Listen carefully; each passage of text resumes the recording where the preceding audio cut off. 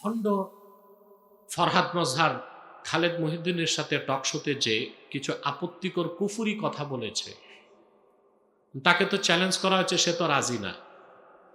এই জন্য আমাকে তার ভণ্ডামি ও কুফুরির জবাব দিতে হচ্ছে। সে বক্তব্য এক লালনের একটি কথাকে সে উল্লেখ করছে। লালন বলেছে, মানুষ আল্লাহ ডাকে অথচ মানুষের মধ্যে আল্লাহ বিরাজ করেন, বলেন নওজুবিল্লাহ। তাহলে সে বুঝাতে চাচ্ছে আল্লাহর জিকির করার দরকার নাই, নওজুবিল্লাহ। অথচ আল্লাহ কোরআন শরীফে বলেছেন, ইয়া আইয়ুহাল্লাযীনা আমানুযকুরুল্লাহা যিকরান কাসীরা ওয়া সাব্বিহুহু বুকরাতাও ওয়া আসীলা। ঈমানদারগণ, তোমরা বেশি বেশি আল্লাহর জিকির করো। আর এই ভণ্ড বুদ্ধিজীবী ভণ্ড লালনের উক্তিকে প্রচার করে যে মানুষ আল্লাহকে ডাকে, তাহলে কি তার সন্দেহ কোরআনের প্রতি নাকি? কথা বলেন, তাই তো বোঝা যায় কোরআনের নির্দেশ তো আল্লাহ জিকির করো, আল্লাহকে ডাকো। আর তাহলে তার বক্তব্যটা কোরআন বিরোধী। কোরআন বিরোধী যার বক্তব্য, সে মুসলিম না কাফের? যে মৌলবীগুলো আমারে অপবাদ দেয়, আমি কথায় কথায় কাফির বলি, এই মৌলবীগুলো এখন চুপ কেন?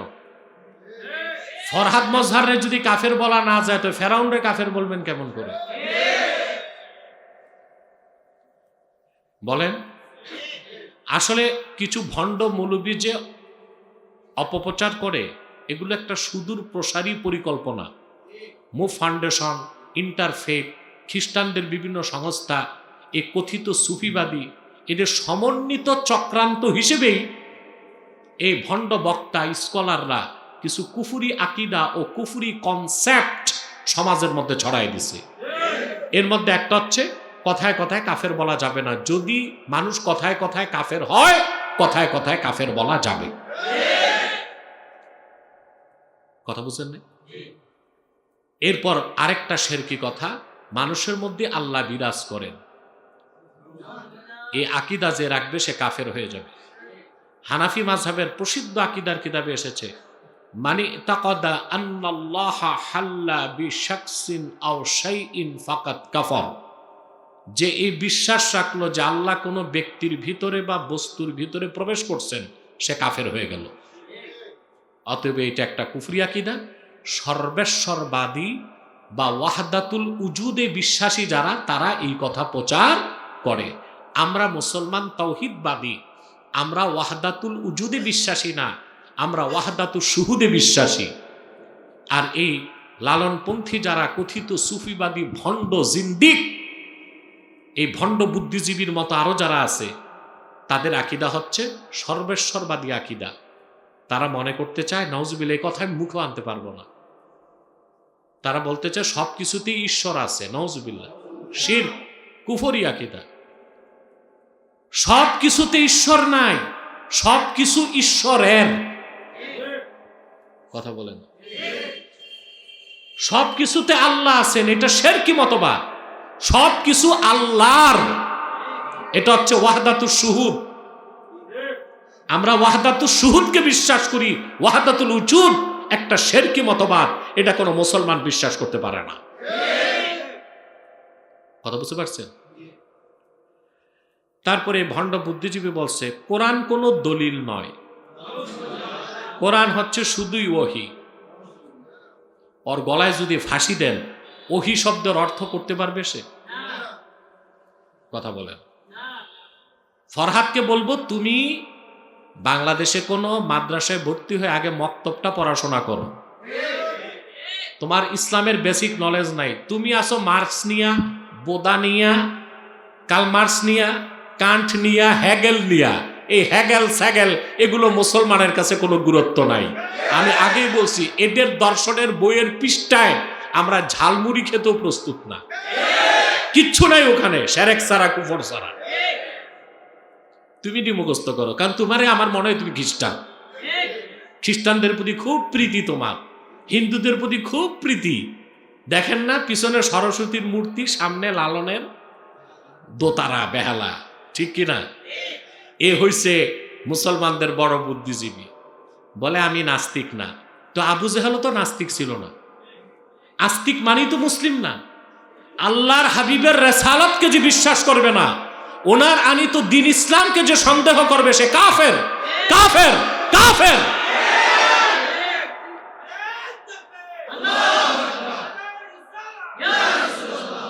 আমরা বলি না তুমি নাস্তিক, তা আবু জেহেলও তো নাস্তিক ছিল না, এমনকি ইবলিসও নাস্তিক না,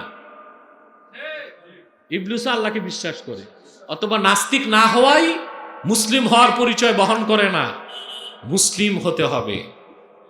তুমি যদি খ্রিস্টান হয়ে যাও, হিন্দু হয়ে যাও, আমাদের কোনো আফসোস নাই, কিন্তু পরিচয় দিবা মুসলিম আর প্রচার করবা কুফরি মতবাদ, এই সুযোগ বাংলাদেশে দেওয়া হবে না। বাক স্বাধীনতার দোহাই দিয়া বলে বাক স্বাধীনতা কি? তা আমাকে অ্যারেস্ট করতে বলছো কেন? আমার কি বাক স্বাধীনতা নেই? তার মানে ইসলামের পক্ষে বাক স্বাধীনতাকে মূল্যায়ন করো না, ইসলামের বিপক্ষে বাক স্বাধীনতাকে স্বীকৃতি দাও। বুদ্ধিজীবী দেখছি জীবনে, এইরকম ভণ্ড বুদ্ধিজীবী দেখি নাই। বাউলদের বাক স্বাধীনতা আছে, আবুলের বাক স্বাধীনতা আছে, ফরহাদের বাক স্বাধীনতা আছে, কিন্তু আমার বাক স্বাধীনতা নাই ইসলামের পক্ষে। এটাই হচ্ছে পশ্চিমাদের বাক স্বাধীনতা নামের ভণ্ডামি। যুবকরা রুখে দাঁড়ান, ইস্পাত কঠিন হন, বাংলাদেশকে ধ্বংস করতে দেওয়া যাবে না। যতদিন এ দেশ ইসলামের সংস্কৃতি ও সভ্যতার উপর প্রতিষ্ঠিত থাকবে, এই দেশ কেউ দখল করতে পারবে না।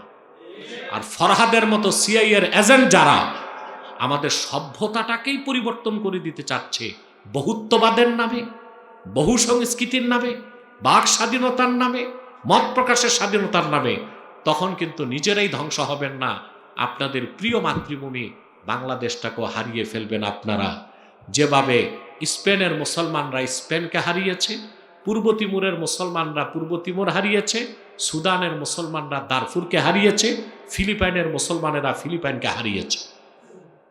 মজবুত হন, সব আছে রাজনীতি নিয়ে, ভাবসাব কি একটা, সবাই ক্ষমতায় যাচ্ছে, সবাই, প্রত্যেক দলের নেতা স্বপ্ন দেখতেছে আগামীর প্রধানমন্ত্রী। কথা দেখেন না বাংলাদেশে কত বক্তা আর পীর সাহেব নির্বাচনে দাঁড়াইতেছে। হ্যাঁ, জনগণ যা দেখে মনে করে সবই আমার ভোটার, কিন্তু ভোটের পর দেখা যায় জামানত নাই, পাশের আগেই বাস।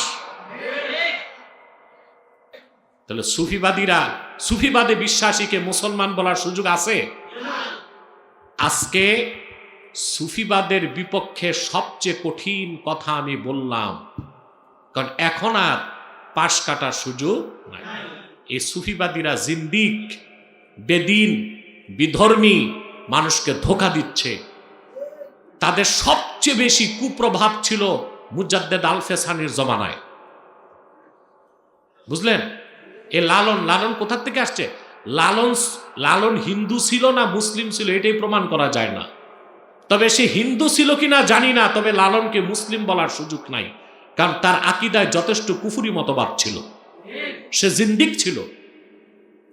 এই লালনও সুফিবাদী, এই ভণ্ড বুদ্ধিজীবী, এরা সর্বেশ্বরবাদিতায় বিশ্বাসী। সর্বেশ্বরবাদিতা একটা শিরকি মতবাদ। এই মতবাদ প্রচার করত বাদশাহ আকবরের দিনে এলাহির প্রবর্তকরা। কথা বুঝতে পারছেন? এই যে দিনে এলাহি, এটা একটা মিথ্যা ধর্ম মতবাদ, এটা প্রচারিত হয়েছে সুফিবাদীদের মাধ্যমে। কথা বুঝতে পারছেন? এটার বিরোধিতা করছেন এই পৃথিবীর বিখ্যাত সুফি সাধক মুজাদ্দেদ আল-ফেসানি রহমতুল্লাহ। বাদশাহ আকবরের দিনে এলাহি মিথ্যা মতবাদের বিরোধিতা করতে যে কারাবরণ করেছেন, করেন নাই? তারপরে বাদশাহ আকবর ধ্বংস হলো। মুজাদ্দেদের দাওয়াত পেয়ে বাদশাহ আকবরের ছেলে জাহাঙ্গীর ঈমান এনে মুসলমান হয়ে গেছে। দিল্লির মসনদে আল্লাহ তাআলা দিনদারকে বসায় দিলেন।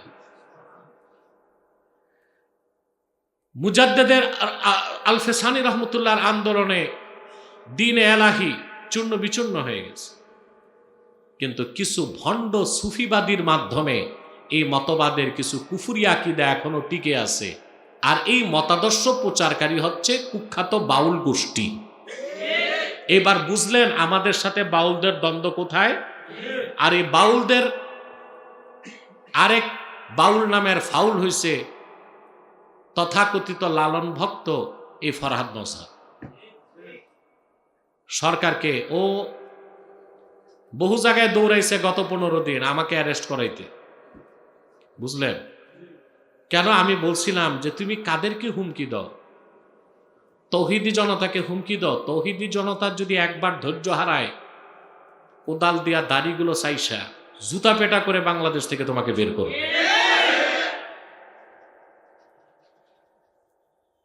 এটা বিশ্বাস হয় আপনাদের? এটা বাংলাদেশ।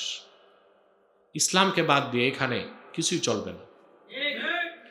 অন্যান্য বিধর্মীয় অমুসলিমরা থাকবে, তাদের নিজ নিজ ধর্মীয় পরিচয়ে আমরা কিছু বলবো না, কথা বুঝেন নাই? কিন্তু বাউলরা সুফিবাদী আর মারেফতের দোহাই দিয়া মানুষকে কাফের বানাবে, এই সুযোগ মনে রাখবেন। শরীয়তের বাইরে মারেফত বলতে কিচ্ছু নাই। মারেফতটা হচ্ছে ভিতর। মারেফতটা কি? ভিতর, আল্লাহর পরিচয়, আল্লাহর, এটা সম্পর্কে ইমানের সাথে। মারেফতের এমন কিছু নাই যেটা শরীয়তের বিপক্ষে যায়। মারেফতের এমন কিছু নাই যেটা শরীয়তের বিপক্ষে যায়। আমি একটা উদাহরণ দিচ্ছি আপনাদেরকে। আপনি নামাজ পড়বেন, আপনাকে কাপড় পবিত্র করতে হবে, বিছানা পবিত্র করতে হবে, নিজেকে পবিত্র করতে হবে। এই যে বিছানা পাক, কাপড় পাক, জায়গা পাক, নিজে পাক, এসব শরীয়তের নিয়ম। তারপর মসজিদে ঢুকে কিবলামুখী হবেন, এটাও শরীয়ত। নামাজের রুকু, উঠা বসা সব শরীয়ত। কিন্তু যতক্ষণ নামাজ পড়বেন দিলের ভিতরে যে আল্লাহর খেয়াল থাকবে, দিলটা যে আল্লাহ মুখী থাকবে, ওইটা মারেফত। ওটা দেখা যায় না, ওটা দেখা যায় না। আপনি এই যে বলা হয় একটা জাহের একটা বাতেন, বাতেন বিষয়টা এমন না যে ইসলামের বিপক্ষে শরীয়ত বিরোধী মন গড়া মতবাদকে আপনি বাতেন বলবেন, বাতিনি বলবেন, মারেফত বলবেন, এই রকম ভণ্ডামির কোনো সুযোগ ইসলামে নাই। তাহলে আমরা স্পষ্ট, সুফি হওয়া ভালো, সুফিবাদী হওয়ার সুযোগ নাই। রাসূলুল্লাহ সাল্লাল্লাহু আলাইহি সাল্লামের আনিত দ্বীন ইসলামের বাইরে যাওয়ার মাধ্যমে মুক্তি নাই, পরিত্রাণ নাই। আর পরিপূর্ণভাবে মুসলিম হতে হলে পরিপূর্ণ তাকওয়া অর্জন করতে হবে। এতটুকু বুঝলেন? কথা বলেন। এরপর আল্লাহর নির্দেশ, ওয়ালা তামুতুন্না ইল্লা ওয়া আনতুম মুসলিমুন। পরিপূর্ণ মুসলিম না হয়ে মৃত্যুবরণ করো না। তাহলে আমাদের সবচেয়ে বড় পরিচয় কি? জোরে বলতে হবে। 5 তারিখের আগে শুনতাম, 24 সালের 5ই আগস্টের আগে শুনতাম, যাদেরকে বলা হতো নাস্তিক, ধর্মনিরপেক্ষতাবাদী, তারা যে সুরে কথা বলতো, 5ই আগস্টের পর দেখি কথিত বুদ্ধিজীবীরা ওই সুরেই কথা বলতেছে। এবং এনসিপির কিছু নাবালেক নেতা, এরাও ওই সুরে কথা বলতেছে। ধর্ম যার যার, রাষ্ট্র সবার, ধর্ম যার যার, উৎসব সবার, কে মুসলিম কে হিন্দু এগুলো কোনো পরিচয় না। অথচ আল্লাহ উম্মতে মুহাম্মাদীর সবচেয়ে বড় পরিচয় দিয়েছেন মুসলিম। পূর্বে যে পয়গম্বররা আল্লাহর পক্ষ থেকে আসতেন, তাদের উম্মতদের মধ্যে যারা ইমানদার ছিল তাদেরও পরিচয় ছিল মুসলিম। কি ছিল? যেমন আল্লাহ তাআলা বলেন, ফালাম্মা আহাসসা ঈসা মিনহুমুল কুফরা ক্বালা মান আনসারি ইলাল্লাহ। ঈসা নবী যখন অনুভব করলেন ইহুদিরা কুফরিতে লিপ্ত, তারা ঈমান আনবে না, তখন ঈসা নবী বললেন, মান আনসারি ইলাল্লাহ, আল্লাহর পক্ষে আমাকে সাহায্যকারী কে আছো তোমরা? তখন হাওয়ারীরা বলল, ক্বালাল হাওয়ারিয়ুনা নাহনু আনসারুল্লাহি আমান্না বিল্লাহ ওয়াশহাদ বিআন্না মুসলিমুন।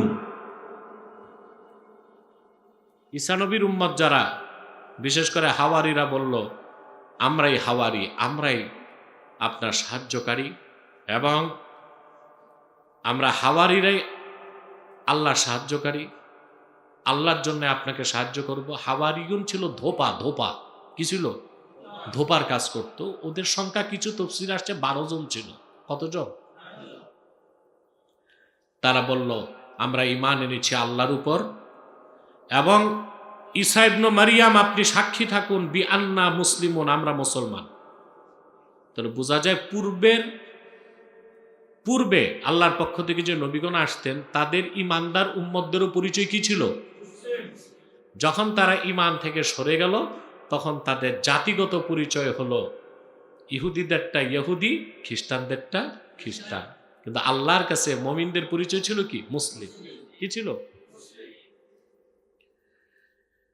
এরপরে দেখুন আল্লাহ তাআলা অন্যত্র বলেন, কুল আমান্না বিল্লাহি ওয়া মা উনজিলা আলাইনা ওয়া মা উনজিলা আলা ইব্রাহিম ওয়া ইসমাঈল ওয়া ইসহাক ওয়া ইয়াকুব ওয়াল আসবাত ওয়া মা উতিয়া মূসা ওয়া ঈসা ওয়ান নাবিয়্যুনা মির রাব্বিহিম লা নুফাররিকু বাইনা আহাদিম মিনহুম ওয়া নাহনু লাহু মুসলিমুন। আল্লাহ বলেন, আপনি বলুন ঈমান এনেছি আমরা আল্লাহর উপর এবং আমাদের উপর যা নাজিল হয়েছে তার উপর, এবং যা নাজিল হয়েছে ইব্রাহিম, ইসমাইল, ইসহাক, ইয়াকুব ও তার বংশধরদের উপর, এবং যা নাজিল হয়েছে মূসা, ঈসা এবং পূর্বের নবীদের উপর। আল্লাহর পক্ষ থেকে তারা নবী হিসেবে এসেছেন, আমরা তাদের কারো মধ্যে তারা আল্লাহর পক্ষ থেকে এসেছেন এই ক্ষেত্রে পার্থক্য করি না। নাহনু লাহু মুসলিমুন, আমরা মুসলিম, মহান আল্লাহর কাছে আত্মসমর্পণকারী। তাহলে আমাদের পরিচয় কি হবে? জোরে বলেন। এরপর আল্লাহ তাআলা বলেন, হযরত সুলাইমানের কথা আল্লাহ বলেন, হযরত সুলাইমান যখন সাবার রানী বিলকিসের কাছে চিঠি লিখছেন, কি লিখছেন? তা হযরত সুলাইমান বনি ইসরায়েলের পয়গম্বর ছিলেন না? তিনি তার পরিচয় মুসলিম হিসেবে দেন, তিনি তার পরিচয় বনি ইসরায়েল হিসেবে দেন নাই। তিনি চিঠিতে লিখেছেন, ইন্নাহু মিন সুলাইমান ওয়া ইন্নাহু বিসমিল্লাহির রহমানির রহিম আল্লাহ তা'লু আলাইয়া ওয়া আতুনি মুসলিমিন। পত্রে লেখা ছিল যে চিঠিটা সুলাইমানের পক্ষ থেকে শুরু করছে আল্লাহর নামে, যিনি রহমান ও রহিম। সাবার রানীকে উদ্দেশ্য করে বলছেন, বিলকিসকে, যে তোমরা আমার উপর অদ্যত্ব প্রকাশ করতে এসো না, বরং মুসলিম হিসেবে আমার কাছে আসো। অর্থাৎ তোমরা ঈমান আনো, আল্লাহর প্রতি আত্মসমর্পণকারী হও। তাহলে সকল যুগে ঈমানদারদের পরিচয় কি ছিল? মুসলিম। জাতিগত পরিচয়টা আল্লাহর কাছে মুখ্য নয়। এরপরে ১৫০০ বছর আগে আল্লাহ তার আখিরি নবী মুহাম্মদ সাল্লাল্লাহু আলাইহি ওয়াসাল্লামকে প্রেরণ করে নবুয়তের রিসালাতের দরজা চিরতরে বন্ধ করে দিলেন, ওনার আনিত দ্বীনকে পরিপূর্ণ করে দিলেন, আর ওনার উম্মতকে আল্লাহ মুসলিম পরিচয় দিলেন। আমাদের পরিচয় কি? কুল ইয়া আহলাল কিতাবি তাআলাউ ইলা কালিমাতিন সাওয়াইন বাইনানা ওয়া বাইনাকুম আল্লা না'বুদা ইল্লাল্লাহ ওয়া লা নুশরিকা বিহি শাইআ ওয়া লা ইয়াত্তাখিযা বা'দুনা বা'দান আরবাবাম মিন দুনিল্লাহ ফাইন তাওয়াল্লাউ ফাকুলু আশহাদু বিআন্না মুসলিমুন। প্রিয় হাবিব মুহাম্মদ সাল্লাল্লাহু আলাইহি ওয়াসাল্লাম, আপনি আহলে কিতাবকে বলুন, হে আহলে কিতাব, আসো একটি কথায় আমরা ঐকমত্য পোষণ করি, যে কথাটা আমরাও বিশ্বাস করি তোমরাও বিশ্বাস করতে পারো। সেটা হচ্ছে আল্লাহ না'বুদা ইল্লাল্লাহ, আমরা আল্লাহ ছাড়া কারো ইবাদত করব না, ওয়ালা নুশরিকা বিহি শাইআ, আল্লাহর সাথে কাউকে শরীক করব না, ওয়ালা ইয়াত্তাখিযা বা'দুনা বা'দান আরবাবাম মিন দুনিল্লাহ, আল্লাহকে বাদ দিয়ে আমরা পরস্পর মানুষ হয়ে মানুষকে রব বানাবো না। আল্লাহ বলেন, ফাইন তাওয়াল্লাউ, তা যদি এই কথা থেকে মুখ ফিরিয়ে নেয়, ফাকুলু আশহাদু বিআন্না মুসলিমুন, হে সাহাবায়ে কেরাম, হে উম্মত, তোমরা বলো যে সাক্ষ্য থাকো আহলে কিতাব, আমরা মুসলমান। এখন আমরা যদি মুসলিম কি মুসলিম নাই সন্দেহে পড়ি, ঈমান থাকবে? আমাদের বড় পরিচয় কি? মুসলিম। এর চেয়ে বড় পরিচয়? বাঙালি, বাংলাদেশি, জাতীয়তাবাদী, ধর্মনিরপেক্ষতাবাদী, তারপর আঞ্চলিক পরিচয় চিটাগাঙ্গা, বরিশাল্লা, এগুলো কোনো পরিচয় না, এগুলো গৌণ পরিচয়। এগুলো কি? গৌণ পরিচয়। আমাদের বড় পরিচয় আমরা মুসলিম, ঠিক কিনা? এই জন্য আল্লাহ তাআলা বলেছেন, ওয়ালা তামুতুন্না ইল্লা ওয়া আনতুম মুসলিমুন, পরিপূর্ণ মুসলিম আত্মসমর্পণকারী হওয়া ছাড়া মৃত্যুবরণ করো না। আর পরিপূর্ণ মুসলিম হতে লাগবে তাকওয়া। কি লাগবে? তাকওয়া, পূর্ণ আনুগত্য। অর্থাৎ শরীয়তের বিধানগুলো মেনে নিতে হবে, হুকুমগুলো নিষেধগুলো ছাড়তে হবে। আমরা কি বুঝলাম আল্লাহ কি বলতে চেয়েছেন? আল্লাহ আমাদেরকে কবুল করুক, আল্লাহ আমাদেরকে মঞ্জুর করুক। আহা, এটাই তো চাই, তাদের রবের পক্ষ থেকে তাদের জন্য সন্তুষ্টি।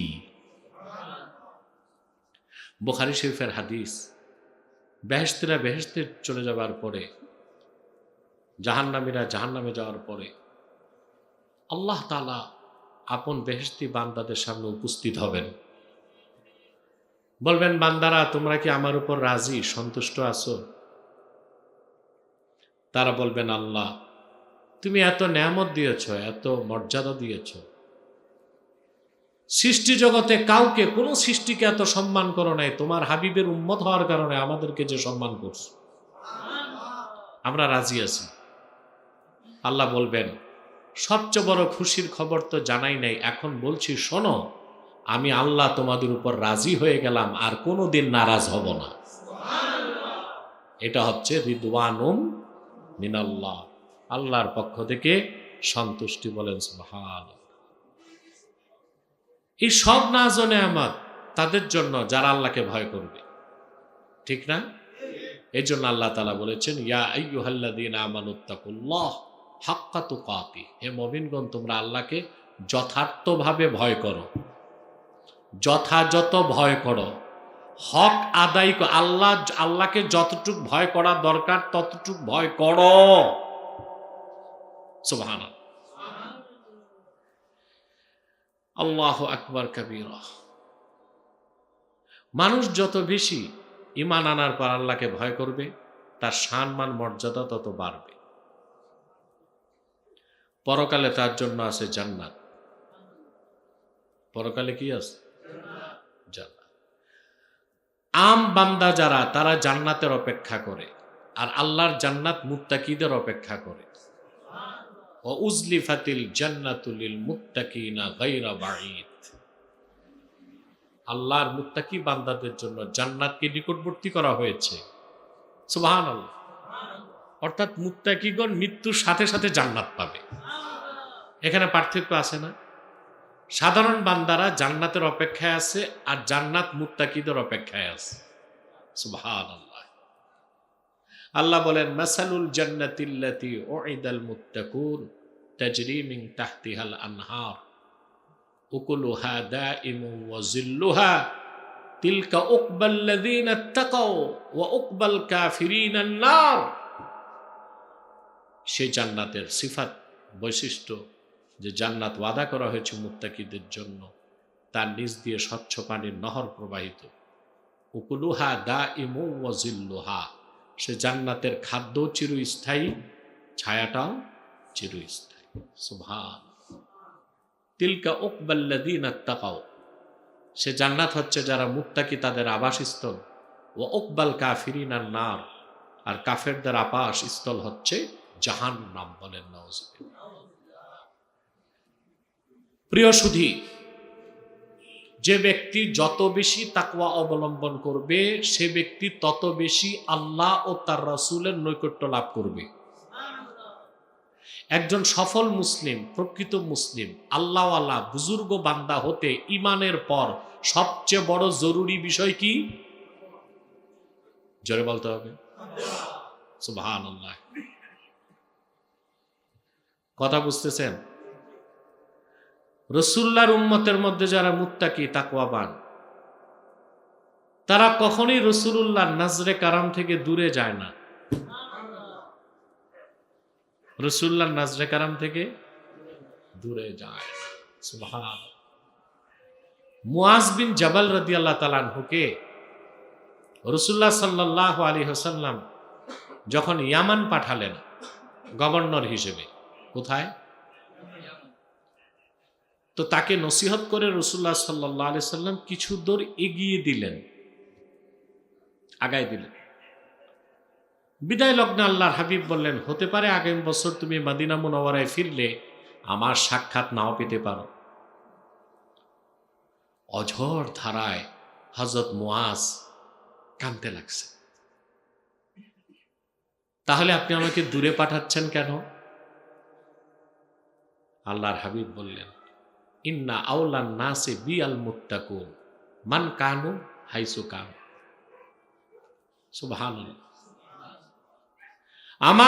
আমার উম্মতের মুত্তাকিগণ সর্বদাই আমার রহমতের নজরের কাছে থাকে, ওরা যত দূরে থাক। সুবহানাল্লাহ।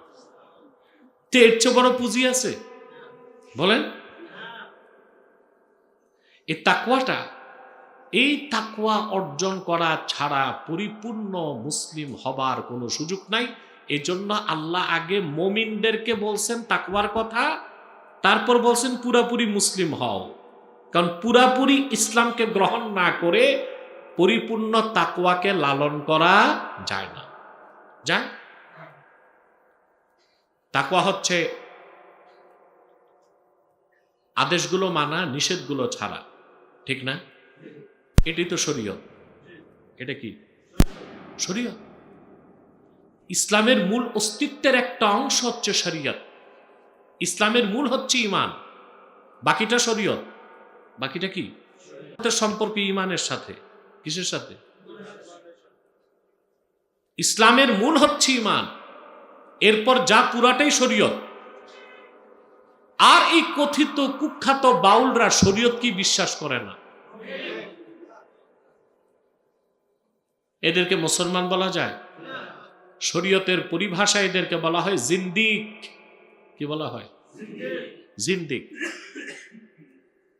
বুঝতে পারছেন? জিন্দিকের বাংলা করতে পারেন ইসলাম দ্রোহী। কি?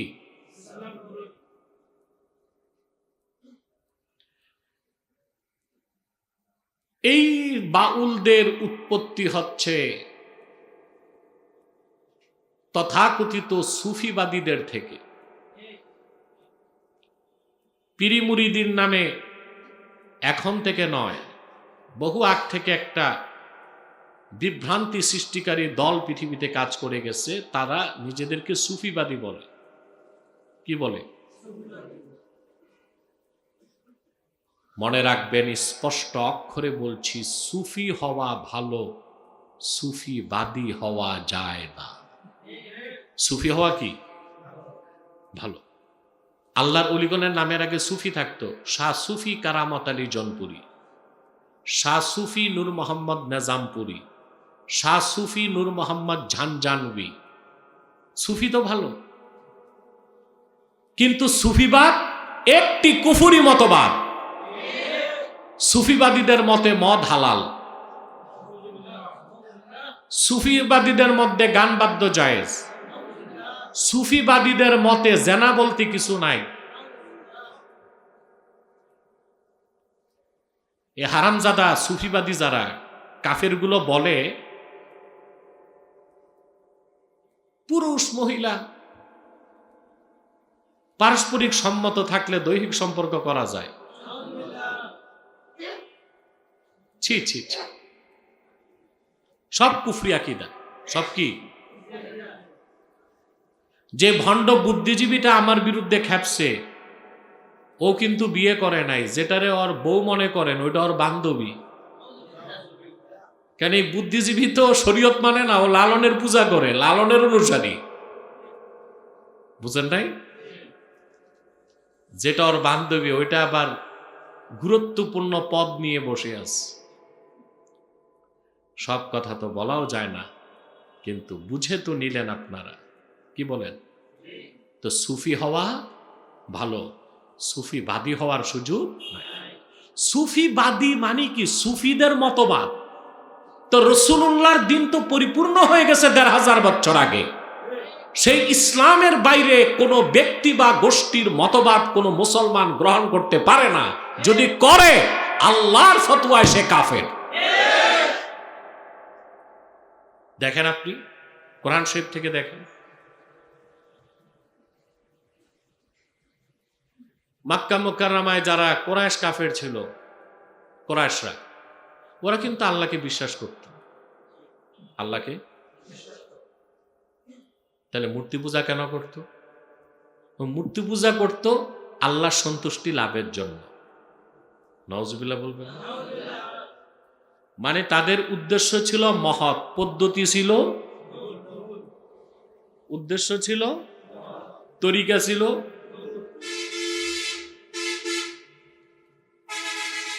বাউলরা মারিফতি গান গায় না,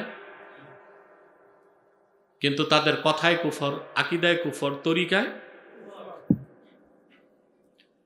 আবু জেহেলরে ঘৃণা করেন না আপনারা? আচ্ছা, ভুলেও কোনো মুসলমান ছেলের নাম আবু জেহেল রাখছে? আজে বাজে নাম রাখে, জুতা, স্যান্ডেল, প্লাস্টিক, ব্যালিস্টিক, মিসাইল, ক্ষেপণাস্ত্র, কিন্তু আবু জেহেল নাম? দুইটা নাম মুসলমান রাখেন, আবু জেহেল আর এজিদ। এজিদ নামও রাখেন। এজিদের প্রতি ঘৃণা আছে। আমাদের দেশের কিছু মৌলবী সাহেব আছে, এজিদের প্রতি আবার মায়া আছে।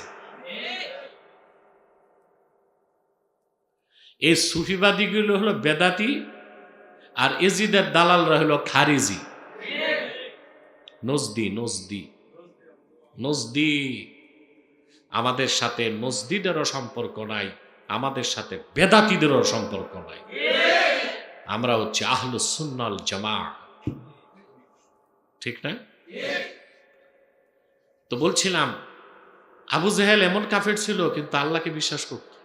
কোরআন শরীফে আল্লাহ বলেছেন, ওয়ালাইন সাআলতাহুম মান খালাকাস সামাওয়াতি ওয়াল আরদা ওয়া সাখখারাশ শামসা ওয়াল কমার লায়াকুলুন্নাল্লাহ।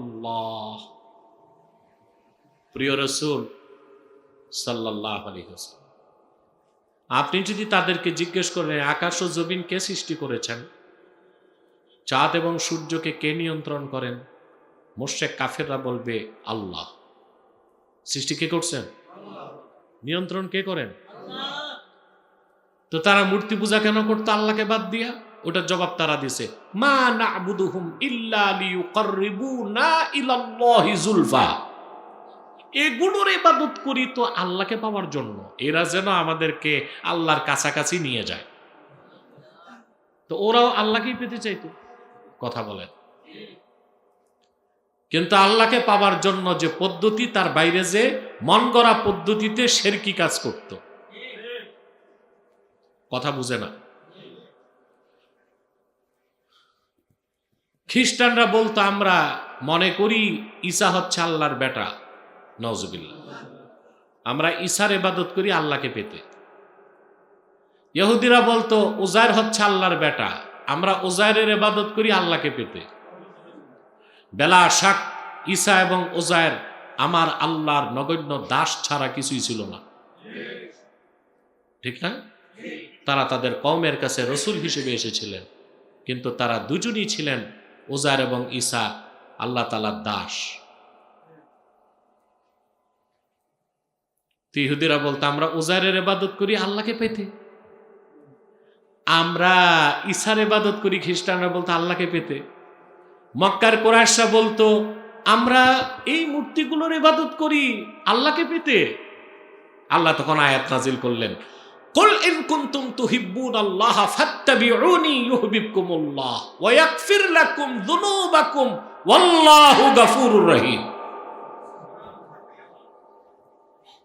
এই আয়াতের তাফসীর আমি যত মৌলভী সাহেবের কাছে শুনলাম, মূল যে তাফসীর তার কাছেও যায় না, মূল তাফসীরের কাছেও যায় না। আপনাকে তাফসীর করার আগে এই আয়াতের শানে নুজুল পড়তে হবে, তারপর মুফাসসিরগণ কি ব্যাখ্যা করছেন তা জানতে হবে, মুহাদ্দিসগণের বক্তব্য নিতে হবে, ঠিক না? এটা সূরা আলে ইমরান 31 নম্বর আয়াত। এরপর 32 নম্বর আয়াতটার পরে না বক্তারা, কারণ ওখানে আল্লাহ কঠিন বার্তা দিচ্ছেন। ওখানে আল্লাহ কঠিন, কুল আতিউল্লাহ ওয়ার রাসূল ফাইন তাওয়াল্লাউ ফাইন্নাল্লাহা লা ইউহিব্বুল কাফিরিন। কঠিন মেসেজ। এই আয়াতের আর তেলাওয়াতও করে না, ব্যাখ্যাও করে না। আল্লাহ আয়াত নাজিল করে বলে দিলেন, প্রিয় হাবিব মুহাম্মদ সাল্লাল্লাহু আলাইহি ওয়াসাল্লাম, আপনি বলুন ইন কুনতুম তুহিব্বুনাল্লাহ, যদি তোমরা আসলেই আল্লাহকে ভালোবেসে থাকো, ফাত্তাবিউনি, আমার অনুসরণ করো। কারণ আমার অনুসরণের বাইরে যে আল্লাহকে পাওয়া, আল্লাহ পর্যন্ত পৌঁছা, আল্লাহর ভালোবাসা অর্জন আদৌ সম্ভব নয়। তো ইসলাম তো পূর্ণাঙ্গ জীবন বিধান। রাসূলুল্লাহ সাল্লাল্লাহু আলাইহি ওয়াসাল্লাম আল্লাহর কাছ থেকে ১৫০০ বছর আগে যে দিন আনলেন তা পরিপূর্ণ জীবন বিধান। সেই ইসলামের বাইরে উদ্দেশ্য যতই মহৎ থাক, অন্য কোনো মতবাদ বা পদ্ধতি বা তরিকা গ্রহণ করার সুযোগ আছে? কথা বলেন। তো সুফিবাদীরা তো মন গড়া একটা তরিকা তৈরি করছে, এই জন্য বলা হয় সুফিবাদ, মানে সুফিদের মতবাদ। কথা বলে না? না, মুসলিম হলে ইসলামের বাইরে কোনো মতবাদ গ্রহণ করা যাবে না। যদি কেউ করে তাহলে অবশ্যই সে রাসূলুল্লাহর উম্মত থাকবে না, সে কাফের। পরের আয়াতে আল্লাহ বলছেন, কুল আতিউল্লাহ ওয়ার রাসূল, প্রিয় হাবিব মুহাম্মদ সাল্লাল্লাহু আলাইহি ওয়াসাল্লাম, আপনি আরো বলুন তোমরা আল্লাহর আনুগত্য করো, তার রাসূলের আনুগত্য করো। ফাইন তাওয়াল্লাউ আই ফাইন আ'রাদু, যদি তারা এই কথা থেকে মুখ ফিরিয়ে নেয়, ফাইন্নাল্লাহা লা ইউহিব্বুল কাফিরিন, আল্লাহ কখনো কাফেরদেরকে পছন্দ করেন না।